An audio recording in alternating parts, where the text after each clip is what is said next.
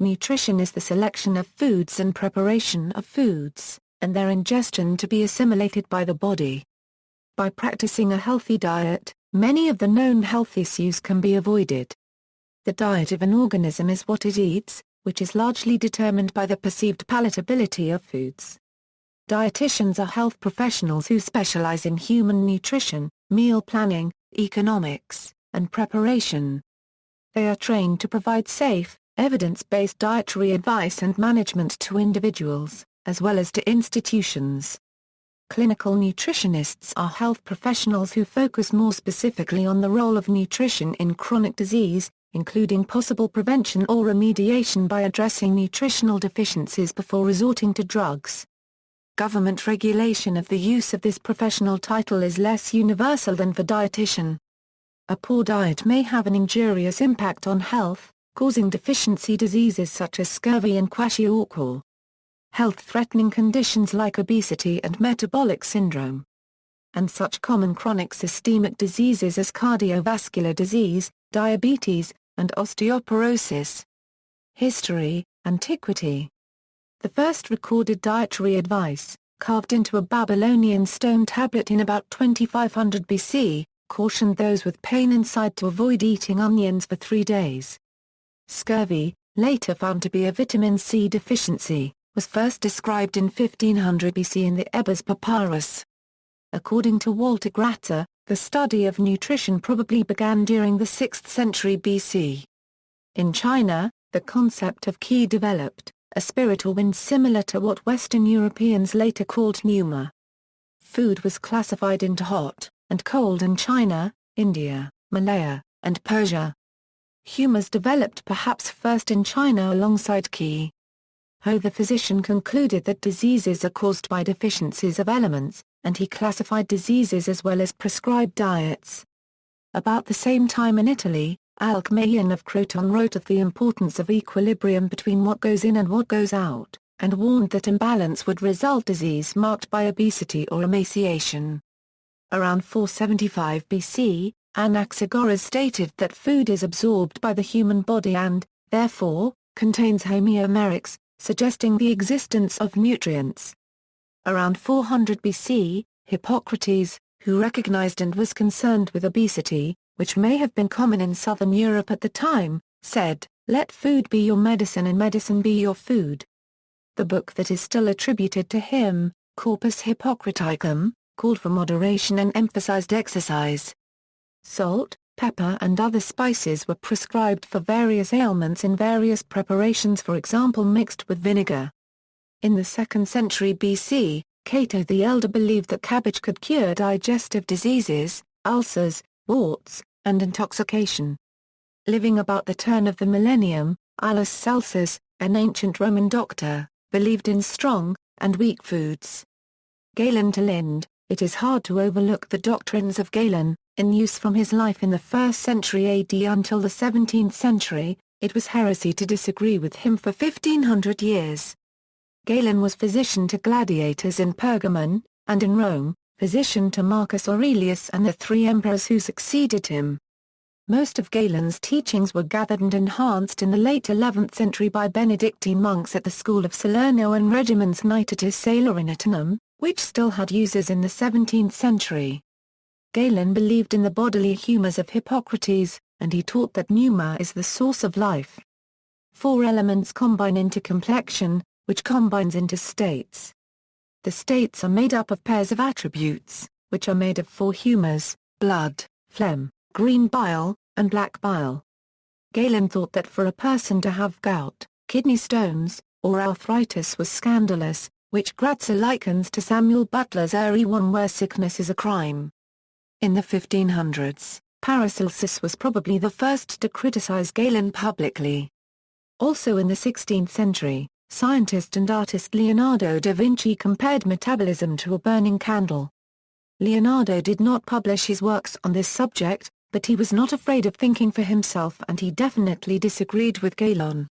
Ultimately, 16th-century works of Andreas Vesalius, sometimes called the father of modern medicine, overturned Galen's ideas.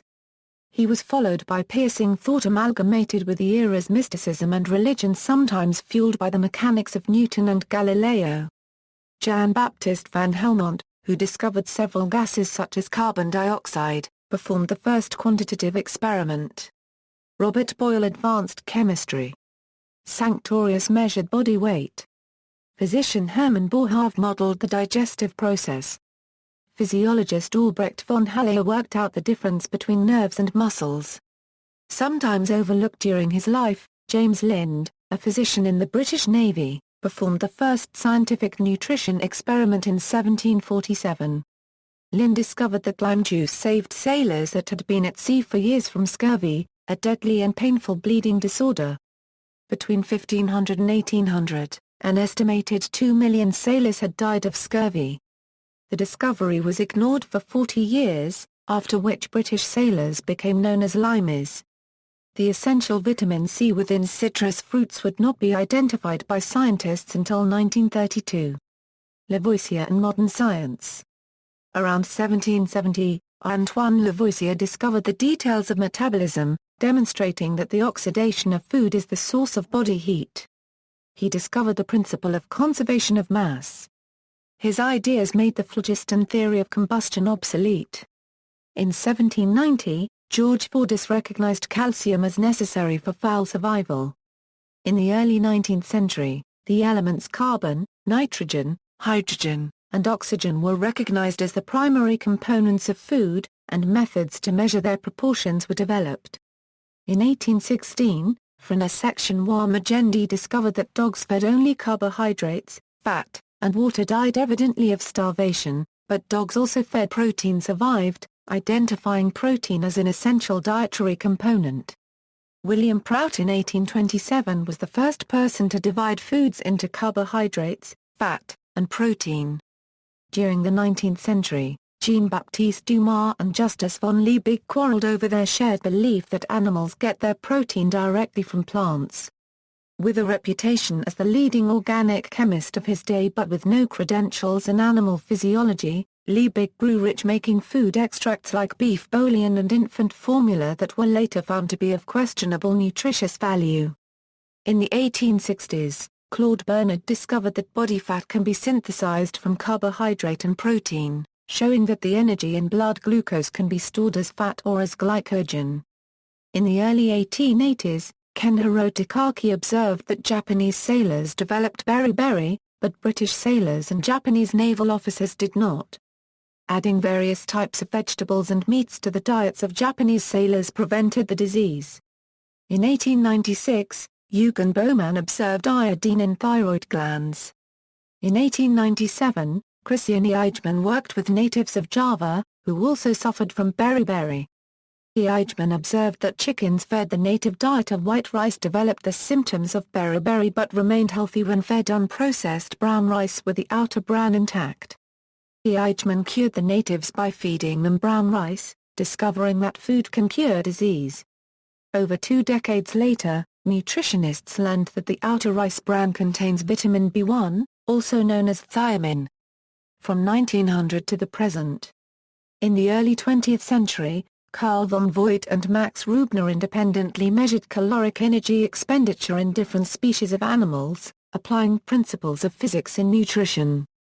In 1906, Wilcock and Hopkins showed that the amino acid tryptophan is necessary for the survival of rats. He fed them a special mixture of food containing all the nutrients he believed to be essential for survival, but the rats died.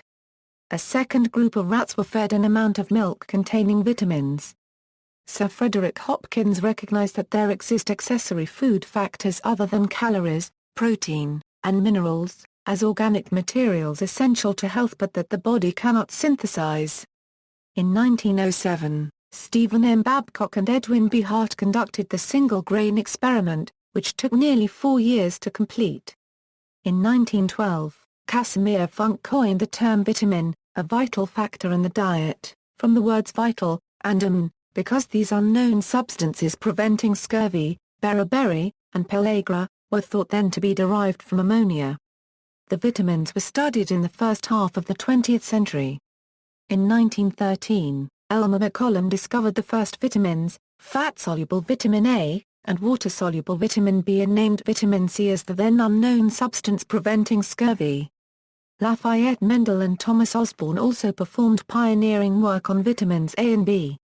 In 1919, Sir Edward Mellanby incorrectly identified rickets as a vitamin A deficiency because he could cure it in dogs with cod liver oil. In 1922, Elmer McCollum destroyed the vitamin A in cod liver oil, but found that it still cured rickets. Also in 1922, H. M. Evans and L. S. Bishop discover vitamin E is essential for rat pregnancy, originally calling it food factor X until 1925. In 1925, Hart discovered that trace amounts of copper are necessary for iron absorption. In 1927, Adolf Otto Reinhold Windaus synthesized vitamin D, for which he won the Nobel Prize in Chemistry in 1928. In 1928, Albert Szent-György paragraph RGYI isolated ascorbic acid, and in 1932 proved that it is vitamin C by preventing scurvy. In 1935, he synthesized it, and in 1937, he won a Nobel Prize for his efforts. Szent-György paragraph RGYI concurrently elucidated much of the citric acid cycle. In the 1930s, William Cumming Rose identified essential amino acids, necessary protein components that the body cannot synthesize. In 1935, Underwood and Marston independently discovered the necessity of cobalt. In 1936, Eugene Floyd Dubois showed that work and school performance are related to caloric intake. In 1938, Erhard Fernholz discovered the chemical structure of vitamin E, and then he tragically disappeared. It was synthesized the same year by Paul Carrer. In 1940, rationing in the United Kingdom during and after World War II took place according to nutritional principles drawn up by Elsie Widdowson and others. In 1941, the first recommended dietary allowances were established by the National Research Council. In 1992, the U.S. Department of Agriculture introduced the Food Guide Pyramid. In 2002, a natural justice study showed a relation between nutrition and violent behavior. In 2005, one inconclusive study found that obesity could be caused by adenovirus in addition to bad nutrition. World leaders are looking at alternatives like genetically modified foods to tackle the problem of world hunger and food shortages. Nutrients. There are two types of nutrients, macronutrients or micronutrients. Dietary fiber is required, for both mechanical and biochemical reasons, although the exact reasons remain unclear. Other micronutrients include antioxidants and phytochemicals, which are said to influence some body systems. Their necessity is not as well established as in the case of, for instance, vitamins. Most foods contain a mix of some or all of the nutrient types, together with other substances, such as toxins of various sorts. Some nutrients can be stored internally, while others are required more or less continuously. Poor health can be caused by a lack of required nutrients or, in extreme cases, too much of a required nutrient. For example, both salt and water will cause illness or even death in excessive amounts. Macronutrients. The macronutrients are carbohydrates, fats, protein, and water. The macronutrients provide structural material and energy. Some of the structural material can be used to generate energy internally, and in either case it is measured in joules or kilocalories. Carbohydrates and proteins provide 17 kJ approximately of energy per gram, while fats provide 37 kJ per gram, though the net energy from either depends on such factors as absorption and digestive effort, which vary substantially from instance to instance. Vitamins, minerals, fiber, and water do not provide energy, but are required for other reasons. Molecules of carbohydrates and fats consist of carbon, hydrogen, and oxygen atoms. Carbohydrates range from simple monosaccharides to complex polysaccharides. Fats are triglycerides, made of assorted fatty acid monomers bound to a glycerol backbone. Some fatty acids, but not all, are essential in the diet. They cannot be synthesized in the body. Protein molecules contain nitrogen atoms in addition to carbon, oxygen, and hydrogen. The fundamental components of protein are nitrogen-containing amino acids, some of which are essential in the sense that humans cannot make them internally. Some of the amino acids are convertible to glucose and can be used for energy production, just as ordinary glucose, in a process known as gluconeogenesis. By breaking down existing protein, the carbon skeleton of the various amino acids can be metabolized to intermediates in cellular respiration. The remaining ammonia is discarded primarily as urea in urine. This occurs normally only during prolonged starvation. Carbohydrates. Carbohydrates may be classified as monosaccharides, disaccharides, or polysaccharides depending on the number of monomer units they contain. They constitute a large part of foods such as rice, noodles, bread, and other grain-based products.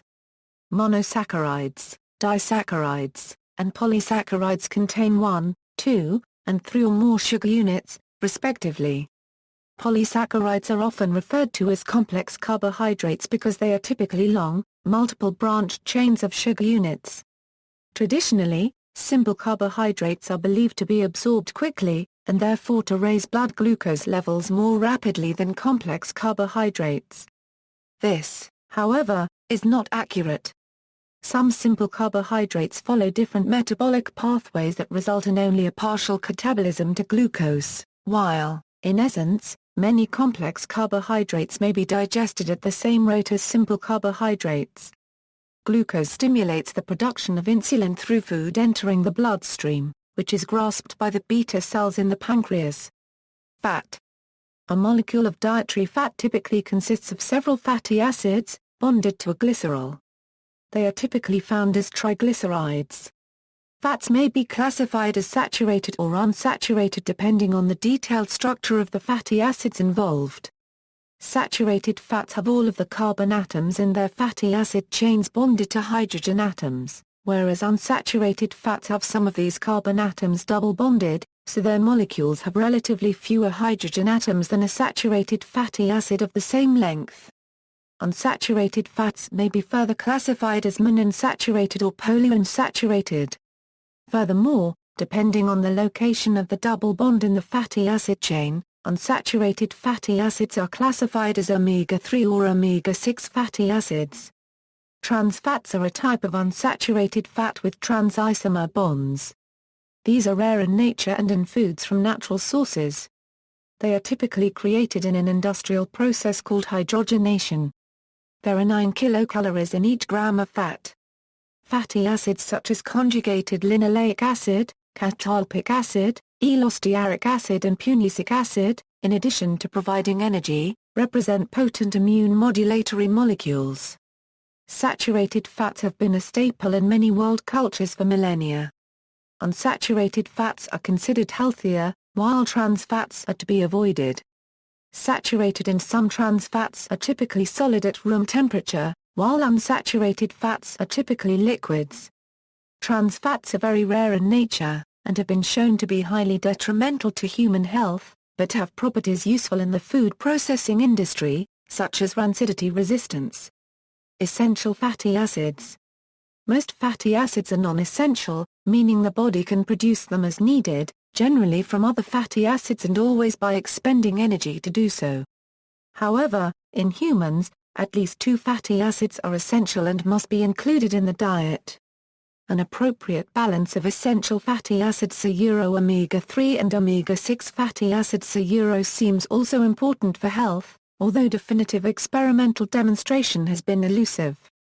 Both of these omega long-chain polyunsaturated fatty acids are substrates for a class of eicosanoids known as prostaglandins, which have roles throughout the human body. They are hormones, in some respects. The omega-3 eicosapentaenoic acid, which can be made in the human body from the omega-3 essential fatty acid alpha-linolenic acid, or taken in through marine food sources, serves as a building block for series 3 prostaglandins. The omega-6 diomega-gamma-linolenic acid serves as a building block for series 1 prostaglandins, whereas arachidonic acid serves as a building block for series 2 prostaglandins. Both DGLA and AA can be made from the omega-6 linoleic acid in the human body, or can be taken indirectly through food. an appropriately balanced intake of omega-3 and omega-6 partly determines the relative production of different prostaglandins, which is one reason why a balance between omega-3 and omega-6 is believed important for cardiovascular health. In industrialized societies, people typically consume large amounts of processed vegetable oils, which have reduced amounts of the essential fatty acids along with too much of omega-6 fatty acids relative to omega-3 fatty acids. The conversion rate of omega-6 DGLA to AA largely determines the production of the prostaglandins PGE1 and PGE2. Omega-3 EPA prevents AA from being released from membranes, thereby skewing prostaglandin balance away from pro-inflammatory PGE2 toward anti-inflammatory PGE1. Moreover, the conversion of DGLA to AA is controlled by the enzyme delta-5 desaturase, which in turn is controlled by hormones such as insulin and glucagon. The amount and type of carbohydrates consumed, along with some types of amino acid, can influence processes involving insulin, glucagon, and other hormones. Therefore, the ratio of omega-3 versus omega-6 has wide effects on general health, and specific effects on immune function and inflammation, and mitosis. Protein. Proteins are structural materials in much of the animal body. They also form the enzymes that control chemical reactions throughout the body. Each protein molecule is composed of amino acids, which are characterized by inclusion of nitrogen and sometimes sulfur. The body requires amino acids to produce new proteins and to replace damaged proteins. As there is no protein or amino acid storage provision, amino acids must be present in the diet. Excess amino acids are discarded, typically in the urine. For all animals, some amino acids are essential and some are non-essential. About 20 amino acids are found in the human body, and about 10 of these are essential and, therefore, must be included in the diet. A diet that contains adequate amounts of amino acids is particularly important in some situations, during early development and maturation, pregnancy, lactation, or injury. A complete protein source contains all the essential amino acids. An incomplete protein source lacks one or more of the essential amino acids. It is possible with protein combinations of two incomplete protein sources to make a complete protein source, and characteristic combinations are the basis of distinct cultural cooking traditions. However, complementary sources of protein do not need to be eaten at the same meal to be used together by the body. Sources of dietary protein include meats, tofu and other soy products, eggs, legumes, and dairy products such as milk and cheese. Excess amino acids from protein can be converted into glucose and used for fuel through a process called gluconeogenesis. The amino acids remaining after such conversion are discarded. Water. Water is excreted from the body in multiple forms, including urine and feces, sweating, and by water vapor in the exhaled breath. Therefore it is necessary to adequately rehydrate to replace lost fluids. Early recommendations for the quantity of water required for maintenance of good health suggested that 6-8 glasses of water daily is the minimum to maintain proper hydration. However, the notion that a person should consume 8 glasses of water per day cannot be traced to a credible scientific source. The original water intake recommendation in 1945 by the Food and Nutrition Board of the National Research Council read, "An ordinary standard for diverse persons is 1 milliliter for each calorie of food." Most of this quantity is contained in prepared foods. More recent comparisons of well-known recommendations on fluid intake have revealed large discrepancies in the volumes of water we need to consume for good health. Therefore, to help standardize guidelines, recommendations for water consumption are included in 2 recent European Food Safety Authority documents, Food-Based Dietary Guidelines and Dietary Reference Values for Water or Adequate Daily Intakes. These specifications were provided by calculating adequate intakes from measured intakes in populations of individuals with a desirable osmolarity values of urine and desirable water volumes per energy unit consumed a for healthful hydration. The current EFSA guidelines recommend total water intakes of 2.0 L day for adult females and 2.5 L day for adult males. These reference values include water from drinking water, other beverages, and from food. About 80% of our daily water requirement comes from the beverages we drink, with the remaining 20% coming from food. Water content varies depending on the type of food consumed, with fruit and vegetables containing more than cereals, for example. These values are estimated using country-specific food balance sheets published by the Food and Agriculture Organization of the United Nations. Other guidelines for nutrition also have implications for the beverages we consume for healthy hydration. For example, the World Health Organization recommend that added sugars should represent no more than 10% of total energy intake. The EFSA panel also determined intakes for different populations. Recommended intake volumes in the elderly are the same as for adults, as despite lower energy consumption, the water requirement of this group is increased due to a reduction in renal concentrating capacity. Pregnant and breastfeeding women require additional fluids to stay hydrated. The EFSA panel proposes that pregnant women should consume the same volume of water as non-pregnant women, plus an increase in proportion to the higher energy requirement, equal to 300 milliliters day. To compensate for additional fluid output, breastfeeding women require an additional 700 milliliters day above the recommended intake values for non-lactating women. For those who have healthy kidneys, it is somewhat difficult to drink too much water, but it is dangerous to drink too little. While overhydration is much less common than dehydration, it is also possible to drink far more water than necessary, which can result in water intoxication, a serious and potentially fatal condition. In particular, large amounts of deionized water are dangerous. Micronutrients. The micronutrients are minerals, vitamins, fibers and phytochemicals. Minerals. Dietary minerals are the chemical elements required by living organisms, other than the four elements carbon, hydrogen, nitrogen, and oxygen that are present in nearly all organic molecules. The term mineral is archaic, since the intent is to describe simply the less common elements in the diet. Some are heavier than the four just mentioned, including several metals, which often occur as ions in the body. Some dietitians recommend that these be supplied from foods in which they occur naturally, or at least as complex compounds, or sometimes even from natural inorganic sources. Some minerals are absorbed much more readily in the ionic forms found in such sources. On the other hand, minerals are often artificially added to the diet as supplements. The most famous is likely iodine in iodized salt, which prevents goiter. Macrominerals. Many elements are essential in relative quantity. They are usually called bulk minerals. Some are structural, but many play a role as electrolytes. Elements with recommended dietary allowance greater than 200 mg day are, in alphabetical order, calcium, a common electrolyte, but also needed structurally, chlorine is chloride ions. Very common electrolyte. See sodium, below, magnesium, required for processing ATP and related reactions, phosphorus, required component of bones. Essential for energy processing, potassium, a very common electrolyte, sodium, a very common electrolyte.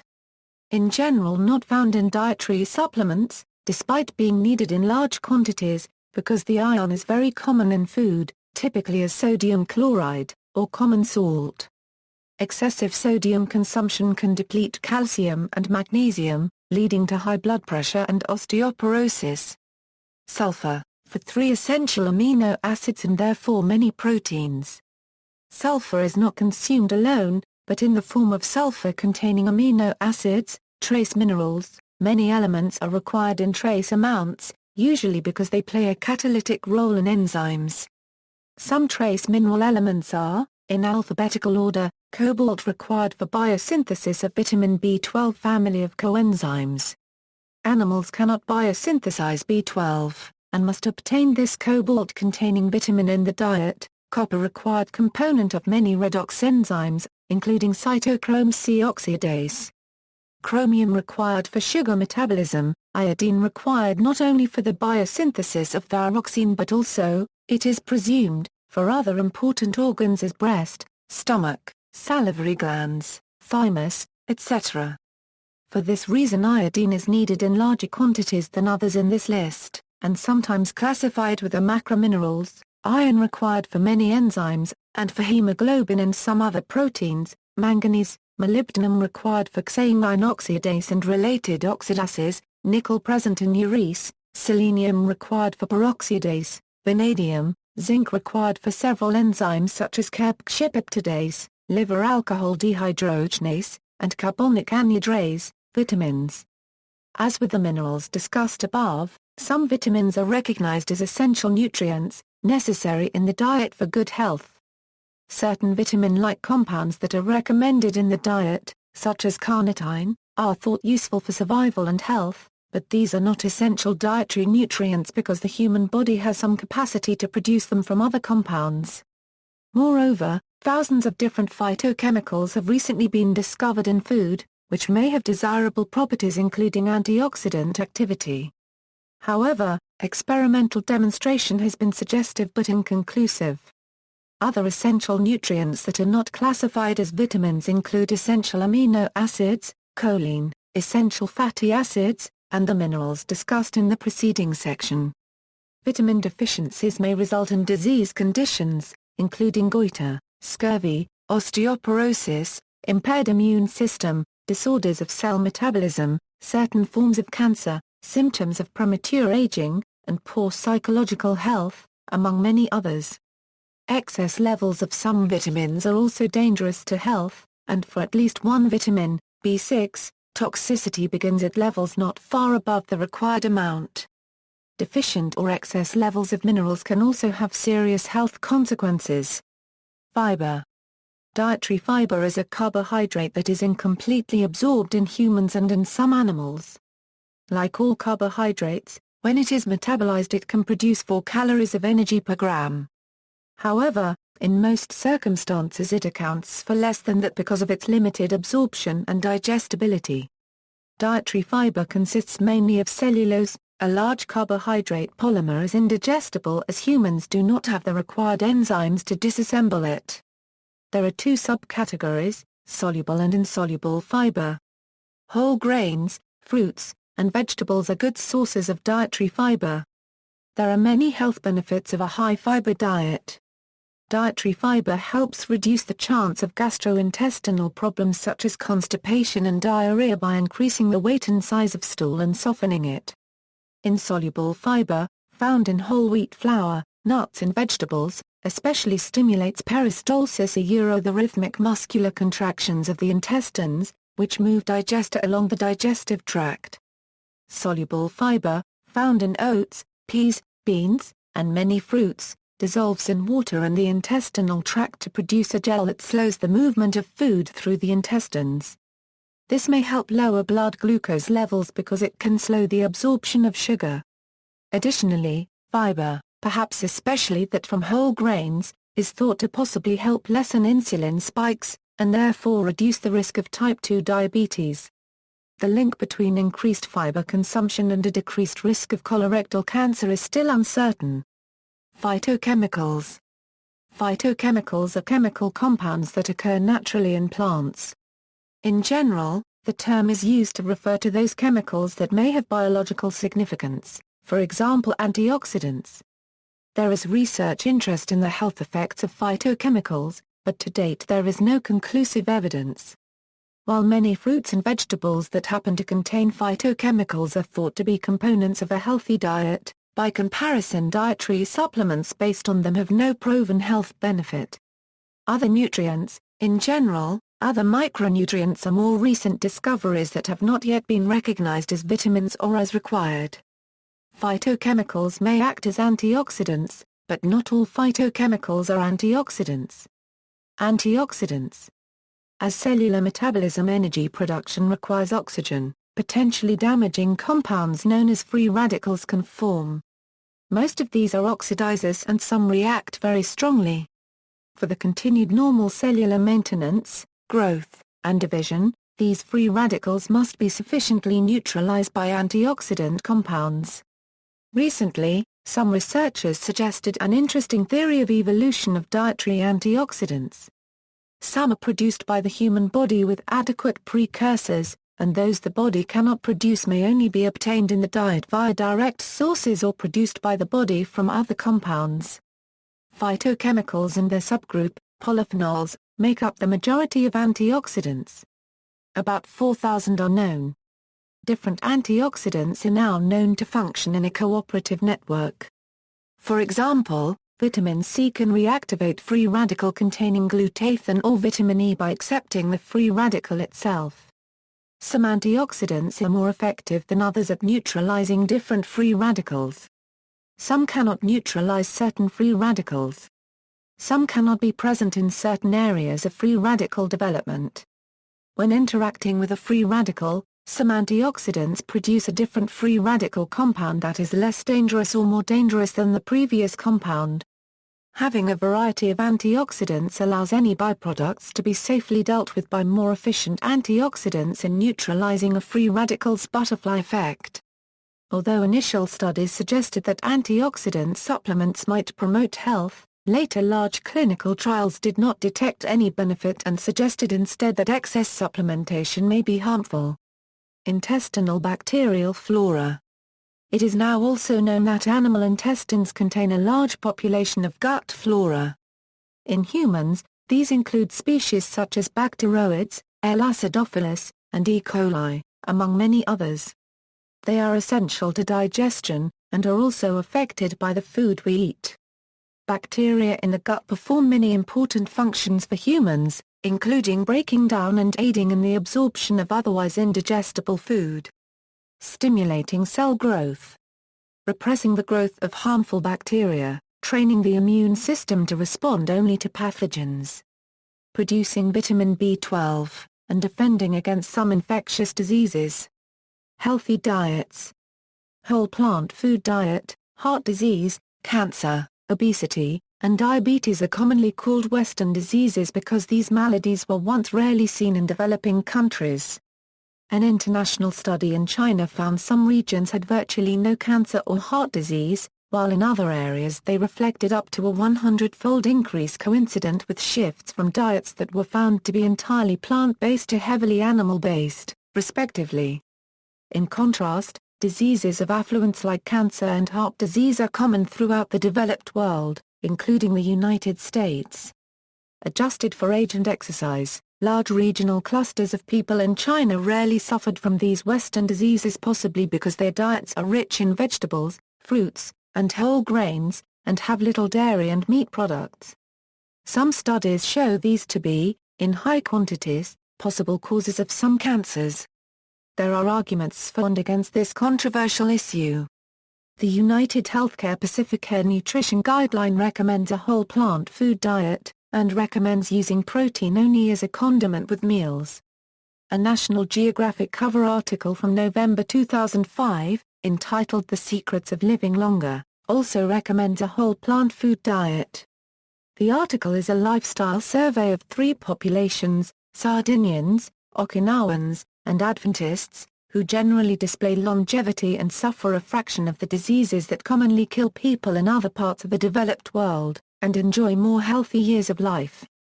In sum, they offer 3 sets of best practices to emulate. The rest is up to you. In common with all 3 groups is to eat fruits, vegetables, and whole grains. The National Geographic article noted that an NIH-funded study of 34,000 Seventh-day Adventists between 1976 and 1988 found that the Adventists' habit of consuming beans, soy milk, tomatoes, and other fruits lowered their risk of developing certain cancers. It also suggested that eating whole grain bread, drinking 5 glasses of water a day, and, most surprisingly, consuming 4 servings of nuts a week reduced their risk of heart disease. The French paradox. The French paradox is the observation that the French suffer a relatively low incidence of coronary heart disease, despite having a diet relatively rich in saturated fats. A number of explanations have been suggested. Saturated fat consumption does not cause heart disease, reduced consumption of processed carbohydrate and other junk foods. Regular consumption of red wine. Higher consumption of artificially produced trans fats by Americans, which has been shown to have greater lipoprotein effects per gram than saturated fat. However, statistics collected by the World Health Organization from 1990–2000 show that the incidence of heart disease in France may have been underestimated and, in fact, may be similar to that of neighboring countries. Animal nutrition. Nutritional science investigates the metabolic and physiological responses of the body to diet.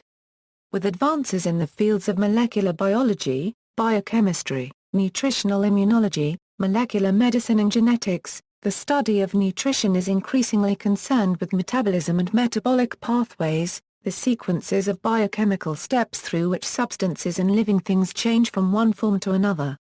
Carnivore and herbivore diets are contrasting, with basic nitrogen and carbon proportions vary for their particular foods. The nitrogen content of plant tissues averages about 2%, while in fungi, animals, and bacteria it averages about 5% to 10%. Many herbivores rely on bacterial fermentation to create digestible nutrients from indigestible plant cellulose, while obligate carnivores must eat animal meats to obtain certain vitamins or nutrients their bodies cannot otherwise synthesize. All animals' diets must provide sufficient amounts of the basic building blocks they need, up to the point where their particular biology can synthesize the rest. Animal tissue contains chemical compounds, such as water, carbohydrates, amino acids, fatty acids, and nucleic acids. These compounds in turn consist of elements such as carbon, hydrogen, oxygen, nitrogen, phosphorus, calcium, iron, zinc, magnesium, manganese, and so on. All of these chemical compounds and elements occur in various forms and combinations.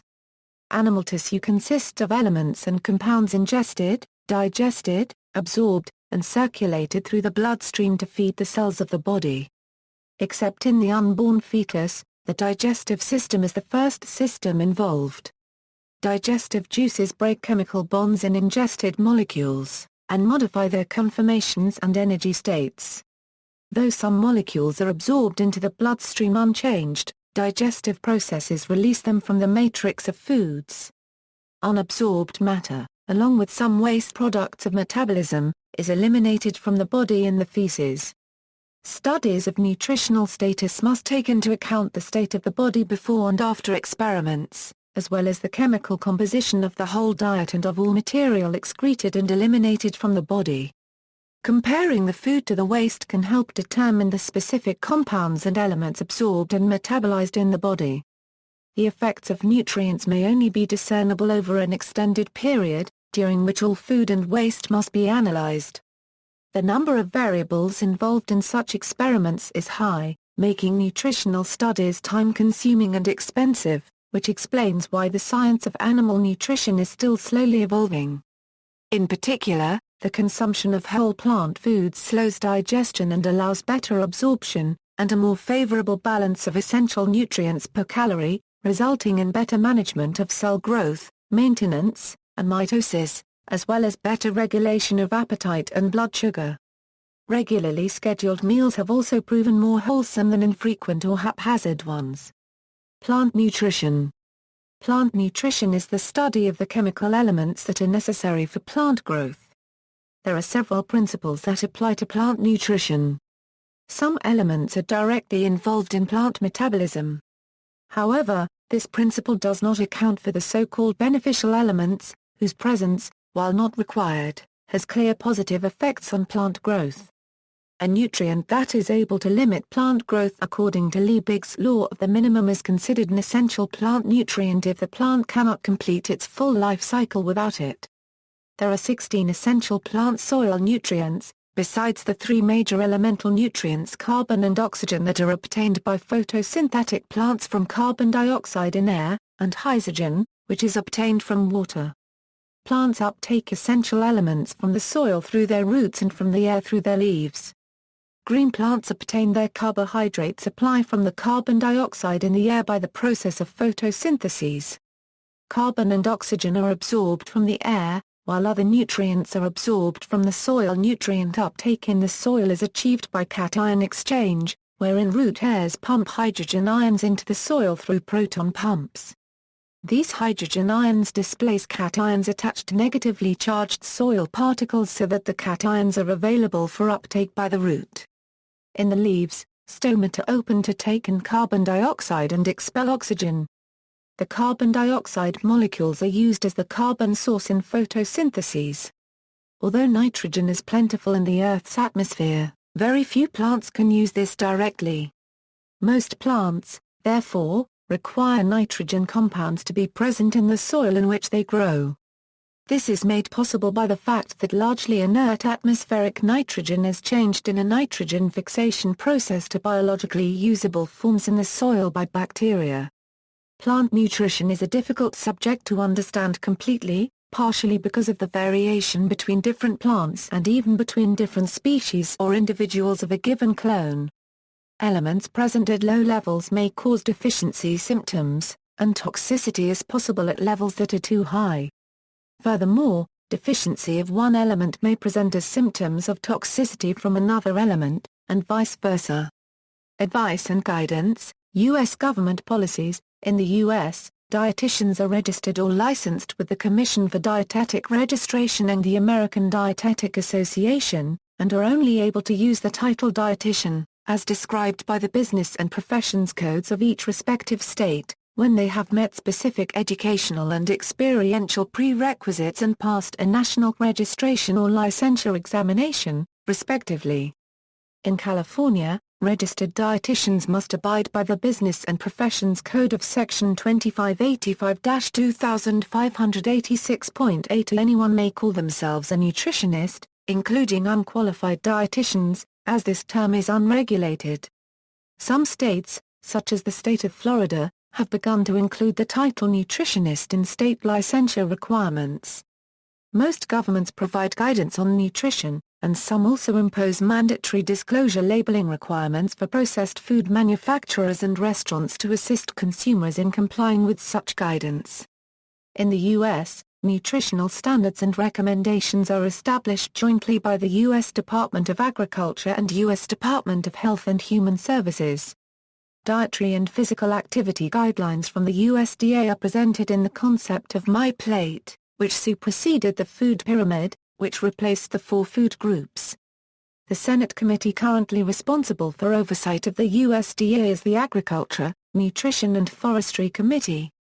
Committee hearings are often televised on C-SPAN. The U.S. Department of Health and Human Services provides a sample week-long menu that fulfills the nutritional recommendations of the government.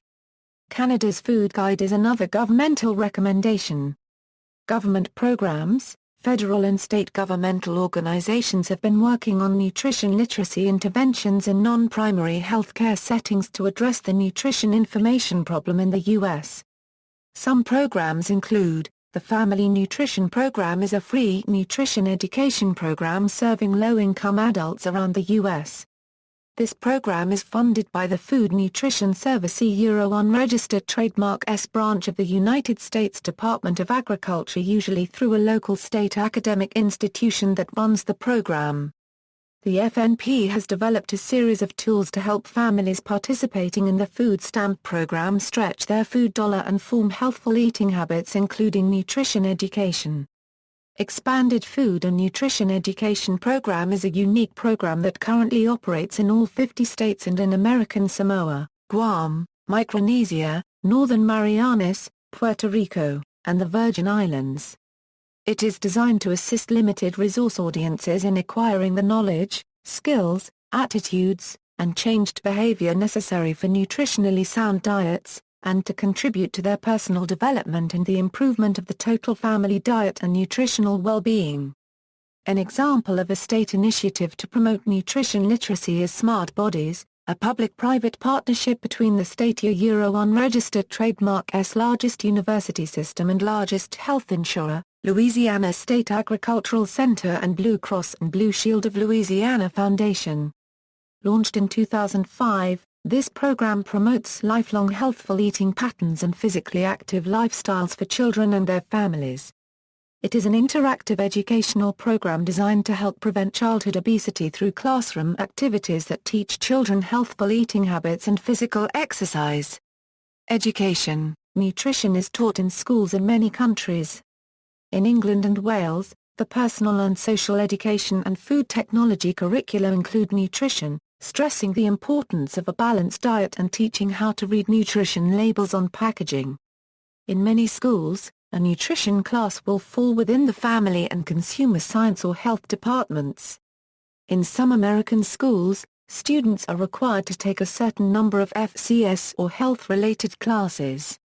Nutrition is offered at many schools, and, if it is not a class of its own, nutrition is included in other FCS or health classes such as life skills, independent living, single survival, freshman connection, health etc. In many nutrition classes, students learn about the food groups, the food pyramid, daily recommended allowances, calories, vitamins, minerals, malnutrition, physical activity, healthful food choices, portion sizes, and how to live a healthy life. A 1985, U.S. National Research Council report entitled Nutrition Education in U.S. Medical Schools concluded that nutrition education in medical schools was inadequate. Only 20% of the schools surveyed taught nutrition as a separate, required course. A 2006 survey found that this number had risen to 30%. Nutrition literacy. At the time of this entry, we were not able to identify any specific nutrition literacy studies in the U.S. at a national level. However, the findings of the 2003 National Assessment of Adult Literacy provide a basis upon which to frame the nutrition literacy problem in the U.S. NAAL introduced the first-ever measure of a EUROEV degree to which individuals have the capacity to obtain, process and understand basic health information and services needed to make appropriate health decisions. A Euro an objective of Healthy People 2010 and of which nutrition literacy might be considered an important subset.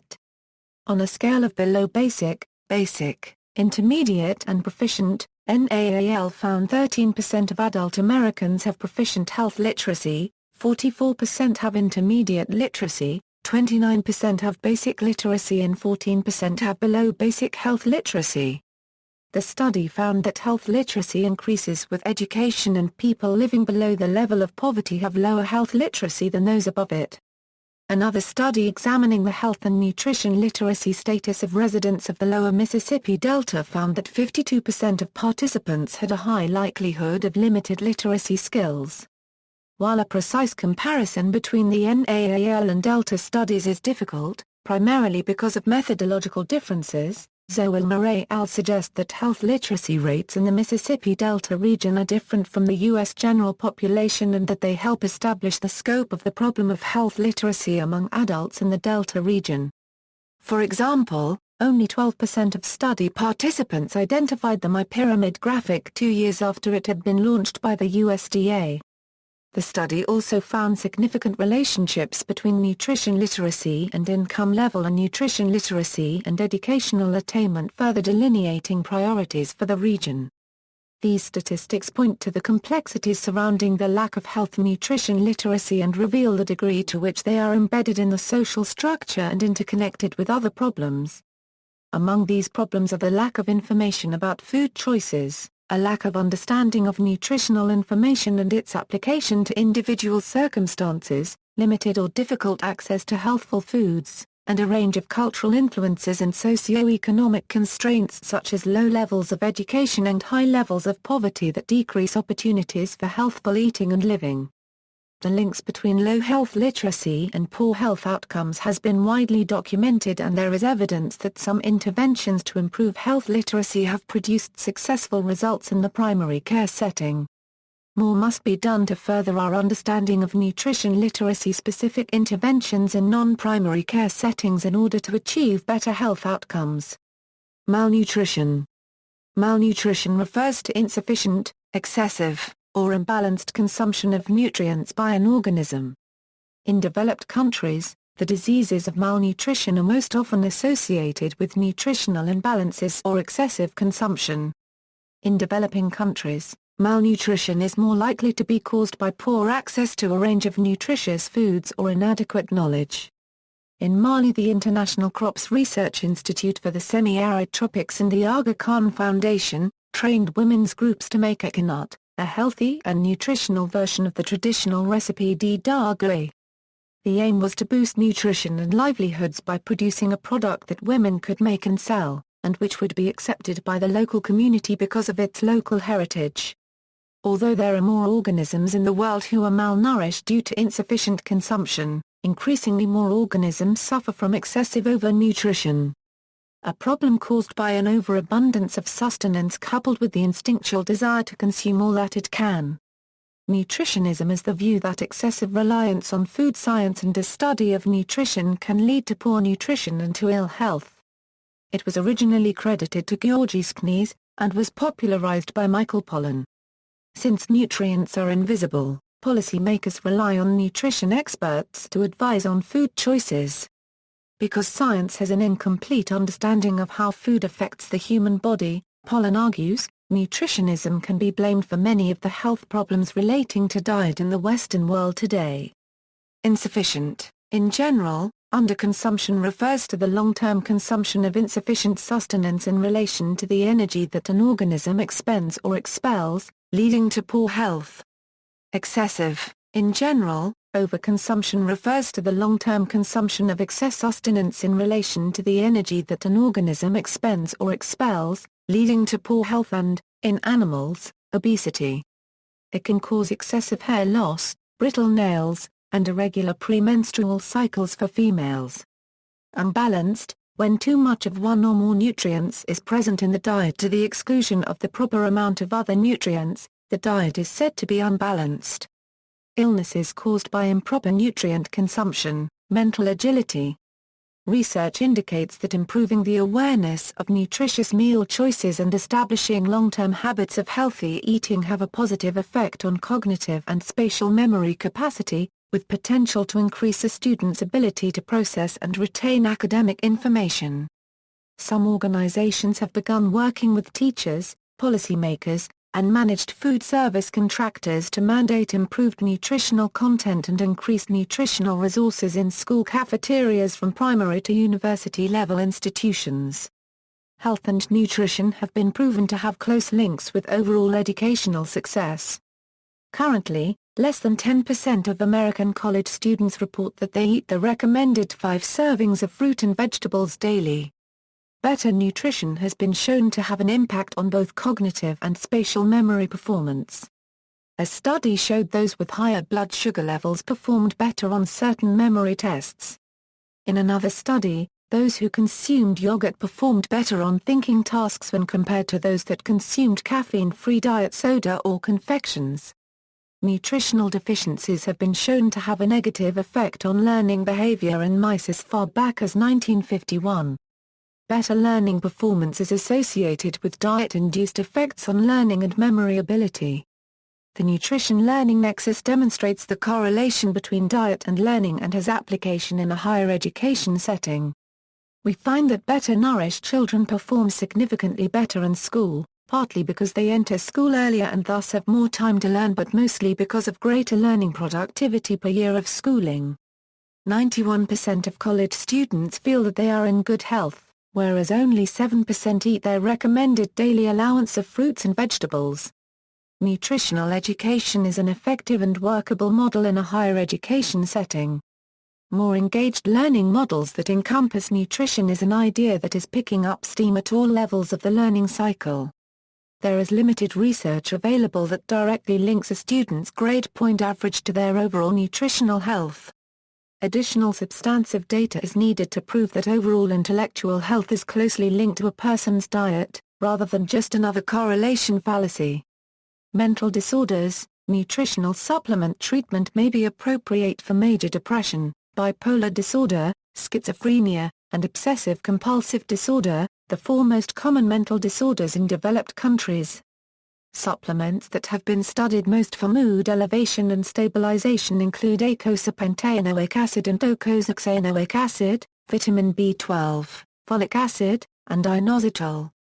Cancer. Cancer is now common in developing countries. According to a study by the International Agency for Research on Cancer, in the developing world, cancers of the liver, stomach and esophagus were more common, often linked to consumption of carcinogenic preserved foods, such as smoked or salted food, and parasitic infections that attack organs. Lung cancer rates are rising rapidly in poorer nations because of increased use of tobacco. Developed countries tend to have cancers linked to affluence or a Western lifestyle. Cancers of the colon, rectum, breast and prostate that can be caused by obesity, lack of exercise, diet and age. Metabolic syndrome. Several lines of evidence indicate lifestyle-induced hyperinsulinemia and reduced insulin function as a decisive factor in many disease states. For example, hyperinsulinemia and insulin resistance are strongly linked to chronic inflammation, which in turn is strongly linked to a variety of adverse developments such as arterial microinjuries and clot formation and exaggerated cell division. Hyperinsulinemia and insulin resistance are characterized by a combination of abdominal obesity, elevated blood sugar, elevated blood pressure, elevated blood triglycerides, and reduced HDL cholesterol. The negative impact of hyperinsulinemia on prostaglandin PGE1/PGE2 balance may be significant. The state of obesity clearly contributes to insulin resistance, which in turn can cause type 2 diabetes. Virtually all obese and most type 2 diabetic individuals have marked insulin resistance. Although the association between overweight and insulin resistance is clear, the exact causes of insulin resistance remain less clear. It is important to note that it has been demonstrated that appropriate exercise, more regular food intake, and reducing glycemic load all can reverse insulin resistance in overweight individuals. Obesity can unfavorably alter hormonal and metabolic status via resistance to the hormone leptin, and a vicious cycle may occur in which insulin-leptin resistance and obesity aggravate one another. The vicious cycle is putatively fueled by continuously high insulin-leptin stimulation and fat storage, as a result of high intake of strongly insulin-leptin-stimulating foods and energy. Both insulin and leptin normally function as satiety signals to the hypothalamus in the brain. However, insulin-leptin resistance may reduce the signal and therefore allow continued overfeeding despite large body fat stores. In addition, reduced leptin signaling to the brain may reduce leptin's normal effect to maintain an appropriately high metabolic rate. There is a debate about how and to what extent different dietary factors such as intake of processed carbohydrates, total protein, fat, and carbohydrate intake of saturated and trans fatty acids, and low intake of vitamins minerals contribute to the development of insulin and leptin resistance. In any case, analogous to the way modern man-made pollution may possess the potential to overwhelm the environment's ability to maintain homeostasis, the recent explosive introduction of high glycemic index and processed foods into the human diet may possess the potential to overwhelm the body's ability to maintain homeostasis and health. Hyponatremia, excess water intake, without replenishment of sodium and potassium salts, leads to hyponatremia, which can further lead to water intoxication at more dangerous levels. A well-publicized case occurred in 2007, when Jennifer Strange died while participating in a water drinking contest. More usually, the condition occurs in long-distance endurance events and causes gradual mental dulling, headache, drowsiness, weakness, and confusion. Extreme cases may result in coma, convulsions, and death. The primary damage comes from swelling of the brain, caused by increased osmosis as blood salinity decreases. Effective fluid replacement techniques include water aid stations during running cycling races, trainers providing water during team games, such as soccer, and devices such as camelbacks, which can provide water for a person without making it too hard to drink the water. Antinutrient. Antinutrients are natural or synthetic compounds that interfere with the absorption of nutrients. Nutrition studies focus on antinutrients commonly found in food sources and beverages. Processed foods. Since the Industrial Revolution some 200 years ago, the food processing industry has invented many technologies that both help keep foods fresh longer and alter the fresh state of food as they appear in nature. Cooling is the primary technology used to maintain freshness, whereas many more technologies have been invented to allow foods to last longer without becoming spoiled. These latter technologies include pasteurization, autoclavation, drying, salting, and separation of various components, all of which appearing to alter the original nutritional contents of food. Pasteurization and autoclavation have no doubt improved the safety of many common foods, preventing epidemics of bacterial infection. But some of the food processing technologies have downfalls as well. Modern separation techniques such as milling, centrifugation, and pressing have enabled concentration of particular components of food, yielding flour, oils, juices, and so on, and even separate fatty acids, amino acids, vitamins, and minerals. Inevitably, such large-scale concentration changes the nutritional content of food, saving certain nutrients while removing others. Heating techniques may also reduce food's content of many heat-labile nutrients such as certain vitamins and phytochemicals, and possibly other yet-to-be-discovered substances. Because of reduced nutritional value, processed foods are often enriched or fortified with some of the most critical nutrients that were lost during processing. Nonetheless, processed foods tend to have an inferior nutritional profile compared to whole, fresh foods, regarding content of both sugar and high GI starches, potassium, sodium, vitamins, fiber, and of intact, unoxidized fatty acids. In addition, processed foods often contain potentially harmful substances such as oxidized fats and trans fatty acids. A dramatic example of the effect of food processing on a population's health is the history of epidemics of beriberi in people subsisting on polished rice. Removing the outer layer of rice by polishing it removes with it the essential vitamin thiamine, causing beriberi. Another example is the development of scurvy among infants in the late 19th century in the United States. It turned out that the vast majority of sufferers were being fed milk that had been heat-treated to control bacterial disease. Pasteurization was effective against bacteria, but it destroyed the vitamin C. As mentioned, lifestyle and obesity-related diseases are becoming increasingly prevalent all around the world. There is little doubt that the increasingly widespread application of some modern food processing technologies has contributed to this development. The food processing industry is a major part of modern economy, and as such it is influential in political decisions. In any known profit-driven economy, health considerations are hardly a priority. Effective production of cheap foods with a long shelf life is more the trend. In general, whole, fresh foods have a relatively short shelf life and are less profitable to produce and sell than are more processed foods. Thus, the consumer is left with the choice between more expensive, but nutritionally superior, whole, fresh foods, and cheap, usually nutritionally inferior, processed foods. Because processed foods are often cheaper, more convenient, and more available, the consumption of nutritionally inferior foods has been increasing throughout the world along with many nutrition-related health complications. See also Notes and references. Bibliography, Carpenter, Kenneth J. Protein and Energy, A Study of Changing Ideas in Nutrition. Cambridge University Press. ISBN A0521452090, Curley, S., and Mark. The Natural Guide to Good Health, Lafayette, Louisiana, Supreme Publishing, Galdston, I. Human Nutrition Historic and Scientific. New York, International Universities Press.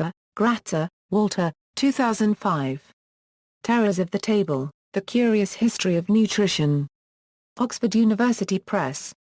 ISBN A0199205639. Martin, L. K. and Escott Stump, S. eds. Krause's Food, Nutrition, and Diet Therapy. Philadelphia, W. B. Saunders Harcourt Brace. ISBN A0-7216-7904-8. Thiolet, J.P. Vitamins and Minor Copyright Row. Paris, Anagramma, Walter C. Willett and Mood J. Stampfer. Rebuilding the Food Pyramid. Scientific American 288, 64 Euro 71 doi, 10.1038/Scientific American 0103-64. PMIDA 12506426. External links, WHO site on nutrition, diet, nutrition and the prevention of chronic diseases by a joint WHO-FAO expert consultation, UN Standing Committee on Nutrition Euro in English, French and Portuguese, Health EU Portal Nutrition, USDA National Nutrient Database for Standard Reference Search by Food.